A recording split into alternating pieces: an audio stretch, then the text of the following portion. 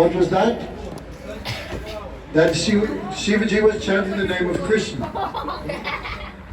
So here in the glories of Krishna, one name of Krishna is equal to three names of Ram. Triyavrikta tu yak phalam Ramanam Samavritam. Who chants the name of Ram 3 times gets the result of chanting 1 time the name of Krishna. So Parvati gave up all Vishnu Sahasranam and the name of Ram, she began chanting Krishna, Krishna. After many years of bhajan, then she thought, it's like the name of Ram, it's superior to the name of Vishnu, the name of Krishna is superior to the name of Ram. Is there anything superior to the name of Krishna? So when she asked Mahadev, then all Shiva's hair stood on body, his voice choked. Then he thought, but Parvati thinking nothing can be superior to Krishna. In Bhagavad Gita, Krishna says, Mata Paratanam Nandik, Mata Paratanam Nandik, Kinshidasti Dhananja. Oh Arjuna, nothing is superior to me, all tattva rests upon me like pearls rest upon it. But still, unless the disciple asks, how they realize? So finally Shiva, because nothing should be held from a very affectionate disciple. Just like cow, when she sees calf, she releases all her milk. Shiva said, I cannot say, but himself says. So Krishna says, Mama nama sataneva radhanam sutama yasminatu sadarada najaneshikim phalambu. Krishna says, the whole world chants the mantra of Krishna. But what mantra does Krishna chant? He chants the name Radhe. So Krishna says, one who chants my name 100 times, Mama Nama Sataneva, the same result can be achieved by chanting the name of Radharani once. We are chanting Radharani, like we all hear Radharani's birthplace, but now I'm thinking of Radhika. Right? We're all thinking of other rubbish. No shelter. So many people chant the name Radhe Radhe, but who is actually thinking of Radha? So Krishna says, one who chants the name of Radhika, Krishna 100 times, the same result as chanting 1 time by Radha, 1 name of Radharani. But Yasmanet tu Sadarada, if someone always remembers Radhika, then Krishna said, even I cannot explain what he achieves. That is agochara, inconceivable, even for Krishna. Because Krishna's mind, he also not fixed in one place. His mind also going, sometimes Chandravali, sometimes Padma, sometimes Shama. So even Krishna not fully one-pointed. No? So someone who is one-pointed, even Krishna do pranam to that person. And who is that? Who was one-pointed at the feet of Radhika? That is great Vaishnavas like Rup Goswami, Raghunath Goswami, Sanatan Goswami, Jeev Goswami, Kaviraj Goswami, Narayan Goswami, Madhusudan Goswami. You can always remember Radhika.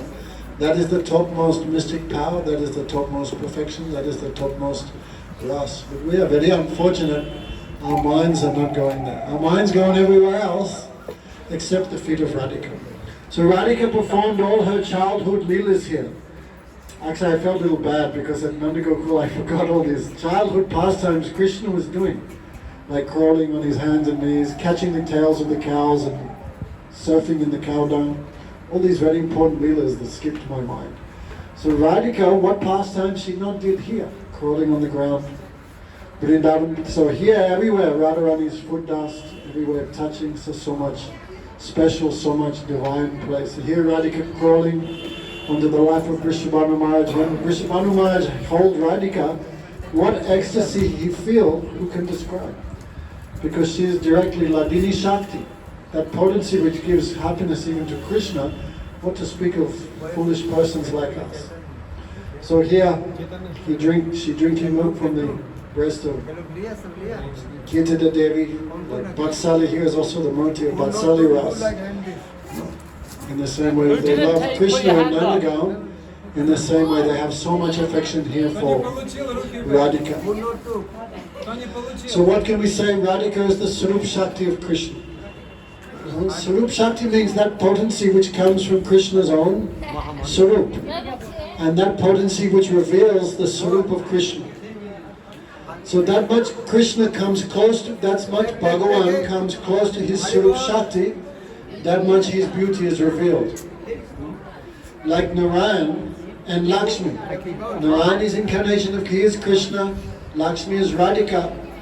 But in the relationship between Lakshmi and Narayan, there's so much Mahajada, so much Aishwarya. So therefore Krishna's beauty manifests only partially in Vaikuntha. How many forms of Bhagavan are there, Vyasapad? How many forms of the Supreme Lord are there? How many? How many forms of God are there? One. Huh? One? Good guess. One.